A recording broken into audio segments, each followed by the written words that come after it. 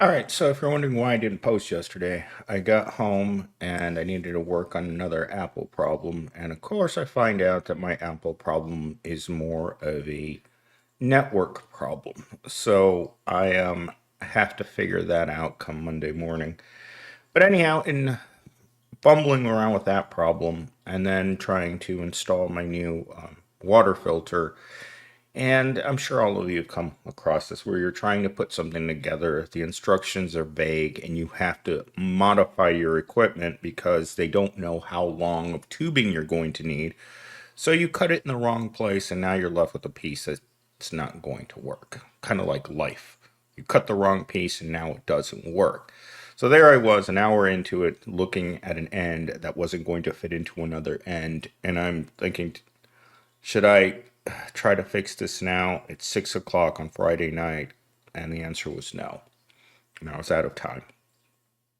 So, with that said, this week the Anonymous and the Epic Economists have been just shouting. They are in their element right now with the way that society's falling apart. And I've been saying this for years. Remember, I've been on here doing the same thing for 20 years. I didn't wake up yesterday and hit my head and think, oh my God, society's falling apart. No, in the Epic Economist latest video, he clearly shows a person going into a grocery store, looking at the prices on the shelf, and then looking at their receipts because we all have apps, right? We all have a Kroger's app or a Walmart app, and we can look and compare to what we were paying for food a year ago. I wish we could do this with the quality of the food as well.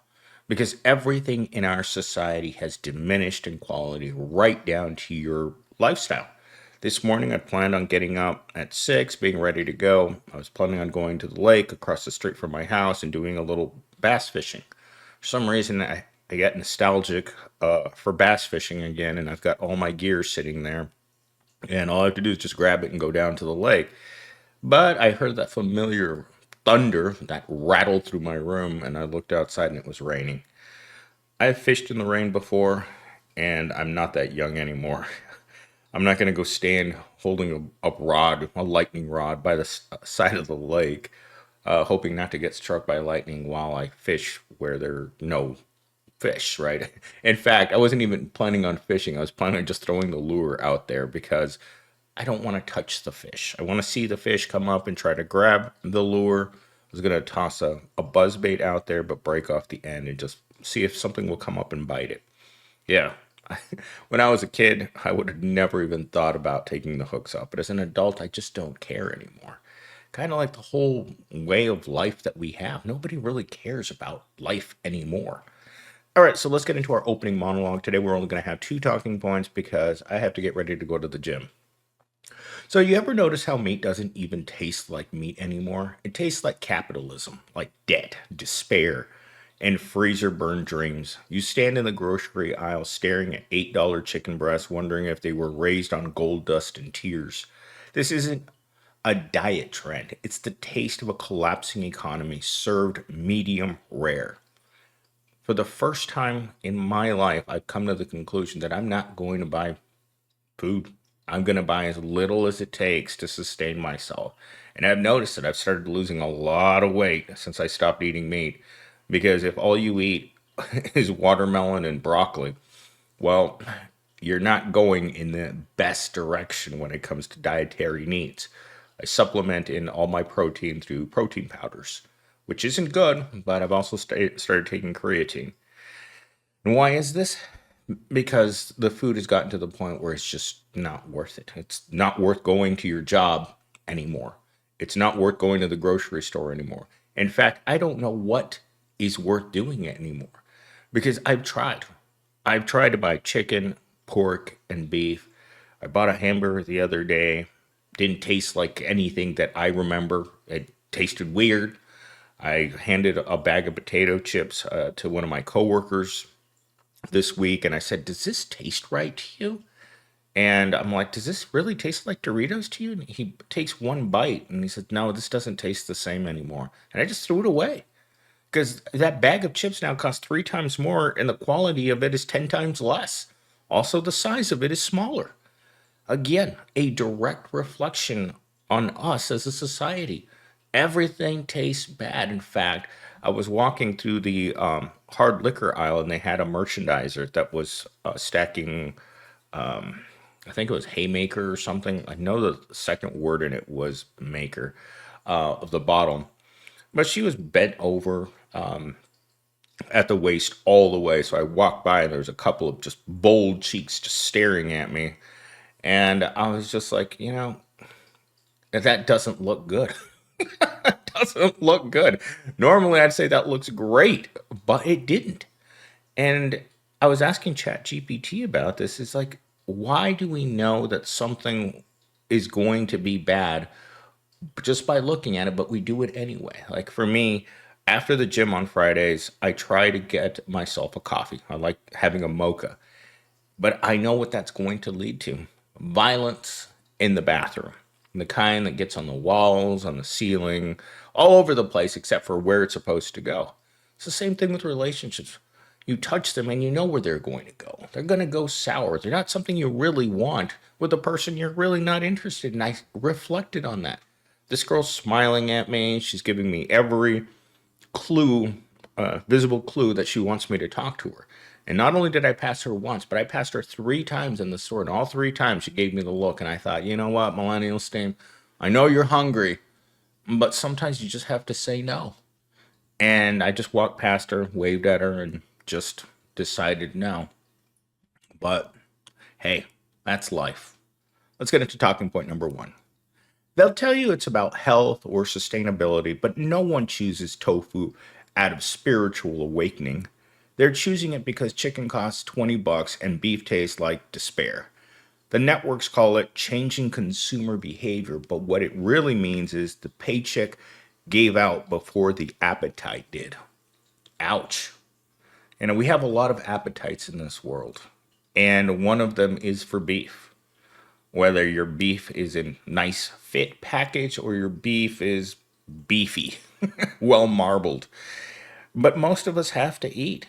And when you start saying no in a low desire society, that's when things really start falling apart. Because no amount of toxic positivity is going to fix what's going on. The signs are all there. Society's deteriorating in real time. I mean, I had to experience what it was like to lose all of your resources inside of your home for a long period of time, for days at a time. The Red Cross is still, this part of Arizona is still considered a natural disaster, so they're still here. But the reality is that we're all experiencing a natural disaster with our paychecks. The paycheck just doesn't stretch anymore. And when you haven't gotten a pay raise in years, like myself, well, McDonald's is starting to see its workers thinning out. In fact, yesterday I was talking to the president of McDonald's. I sat down with him for about half an hour to talk, and of course, he's a man of conspiracy theories and seeing things. And but at the end of the day, when he had to go leave to go interview a salesperson, I asked him, what's this like now? And he said straight up, the candidates are extremely low quality. Now that means that jobs are having to pick people who aren't very qualified to do the jobs that they need them to do. And people aren't motivated because there's one thing that motivates people above everything else in the workplace, and that's being able to live a comfortable life. No one in the proletariat right now is living comfortably. We're all deciding between paying for your electric bill or whether or not you're going to get another Happy Meal. And no matter how hard you work at that fry later at McDonald's, it's not going to change things. Whether you're making $15 an hour or $25 an hour, with the way that things cost now, you're not going to be able to make it. And this is a day-to-day thing. Life is becoming constantly more difficult, more depressing. I find myself fighting depression every single day based on whether or not I can survive another week. And it's not just me. I wish it was just me. I wish that I was the most pessimistic piece of crap on earth. But your toxic positivity, all you positive people out there who think that somehow things are going to turn around, they're not. In fact, every sign in our society, whether it's anonymous or the epic economists, these guys are doomsayers. But when regular people on TikTok are coming on there and saying we're not making it, we're a two income family that's going to lose our home anyway, that's where you know that America's hurting. And every day there are, I think, hundreds of people losing their homes, even more hundreds of people who aren't making their car payments, who can't pay their credit cards, who can't afford basic living while they're working full time. And let's say they lose their jobs because Target announced that it was cutting jobs this week. Walmart said that it's on a no hire, and what that means when you're in a freeze like that, it means that you'll replace the workers you already have, but you're not going to grow. And I saw this at Walmart when I worked there already, and that was 7 years ago. They don't want to hire more people. Do more with less. If you can hire one guy that does all of these different things, you're just going to hire that guy. But if you want to hire someone for 15 bucks an hour and then you're disappointed in the overall quality of their work, well, shame on you. Because you can't hire someone for 16 bucks an hour and expect for them to show up and smile every day. They will, but behind the scenes, they lack motivation. They're not interested. They don't pay attention. They're just not interested in their work. And one of the sure signs that I've always noticed throughout the years is if a person has to tune out so bad at work that they have to go take their breaks or sleep in their car during the day, that's a person that's already checked out. That's a person that's no longer there. I I have to I I don't know how to explain it. It's like I was telling one of my coworkers the other day that saw the same thing, and he's just like, "Yeah, I've never done that. You work through lunch, you work as much as you can. At the end of the day, that 5 o'clock call comes in. You can't just say no, not today. It's going to be figured out whether it's 5:30, 6 o'clock, or whether you're working on the weekend on a project that you don't have time to work on in the office, like I have right now, sitting on the floor. I have to work on this, and it's there. I'm not getting out of it, and that's just that lifestyle that we live. Talking point number two. It's funny how media can turn desperation into lifestyle branding. Americans are cutting back on meat, they say, like it's an act of virtue, not necessity. This isn't the rise of conscious eating, it's the collapse of affordability. The grocery aisle has become a mirror for a dying economy, and the reflection is hunger. This week, the Epic Economist was talking about 1 in 8 people in America depends on food stamps. 1 in 4 kids depend on food stamps. I grew up with the lunch program where you had those little cards that they would stamp every week. And I mean, I remember the lunches. They weren't the best. I mean, we had like corn dog day, we had pizza day, we had like spaghetti day, and it was the same thing over and over again. And you ate it because guess what? There were no options. You were in elementary school, and you had that, lunch lady with the hairnet on that's just scoop out everything with an ice cream scoop onto your plate and just look at it and like, can I have something else? They look at you like, move along. Uh, and that's kind of what we have now. Every day you wake up, but instead of having that disgusting pasta, you grab your ice cream scooper and you go outside. You scoop up two scoops of dirt and you put them down on your plate. And that's what you're going to eat today because that's what you can afford today to eat. Same thing with everything else your little pearl hands can touch. You're going to go out there and get another scoop. And that's your relationship. You're going to go out there and get another 2 scoops. And that's your job. And then you're going to come home and you're going to go outside and you're going to get another scoop of dirt. And that's your entertainment for the nights and weekends because that's what you can afford. The days of even getting to share a can of dog food with your non existent dog because you had to get rid of him. If people are choosing not to have pets, not because they don't want to, because they simply can't. I've walked around in a lot of Petcos in the last 6 months, seeing that there is by far a less need for pet food and pet accessories. I don't know how Petco stays open. Just like the hardware store, you walk around in there and you see maybe 1 or 2 people. And I'm not talking about going there on a Monday night at 8 o'clock at night. I'm talking 10 o'clock in the morning on a Saturday or Sunday where there should be people there. They're not there. Where people are at right now, enjoying their lives. And like I said it, I was there last Saturday. I saw it with my own beady eyes. I filmed it for you guys. Is where there's money in our society. The Chandler Mall is booming. But you drive 5 miles down the street to the Mills Mall, there isn't that enthusiasm. You drive down to the hardware store just a little further down the street. You look inside restaurants, all empty. Workers standing there wondering whether or not they're going to have jobs, whether or not they're going to close down that location. You walk into the Kroger's and there's a lot less people buying food. The parking lot's empty on days where it should be packed. Friday night, Sunday after church, these are the times where the grocery store, you'd see everyone pushing around a shopping cart that was so full, the stuff was sticking out the top. Now what you see is people, regular people, trying to push the cart through the self-checkout without paying. And we're not talking about people who don't work. You're talking about people wearing work clothes who don't have the money to feed their kids. And remember, that social contract falls apart where you obey the rules of a society as long as you're able to follow the rules. This is why homeless people do the things that they do. When they no longer feel like the contract serves them, they break it.